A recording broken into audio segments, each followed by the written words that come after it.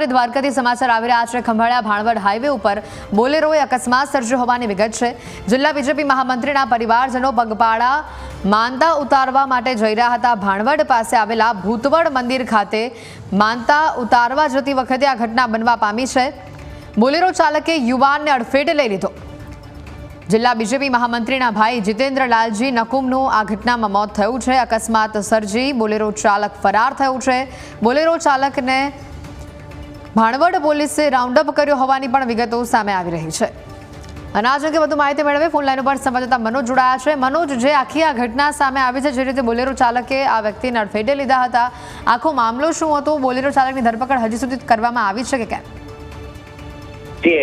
આપને જણાવીશ કે ખંભાળિયા ભાણવડ હાઈવે ઉપર એક બેફામ બોલેરો ચાલકે જ્યારે અહીંના દેવભૂમિ દ્વારકાના ભાજપના મહામંત્રી રસિકભાઈ છે નકુમ, એમનો ભાઈ અને એમનું પરિવાર, ત્યારે ભૂતવડ દાદા જે છે અહીંયા, જેમની ખૂબ આસ્થા ધરાવે છે, ત્યાં એ લોકો જઈ રહ્યા હતા પગપાળા ચાલીને। ત્યારે બોલેરો ચાલકે બેફામ ચલાવી એમને જીતેન્દ્રભાઈને અડફેટ લઈ અને બોલેરો ચાલક ભાગી છૂટ્યો હતો।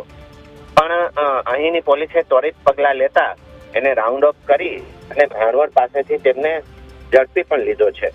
સતવારા સમાજ અને ભાજપ પરિવારમાં આ બનાવથી ખૂબ મોટું શોકનું મોજું ફરી વળ્યું છે। કારણ કે આ પરિવાર છે તે હંમેશા સેવાકીય પ્રવૃત્તિમાં, ધાર્મિક પ્રવૃત્તિમાં અને રાજકીય પ્રવૃત્તિમાં અગ્રેસર રહ્યો છે।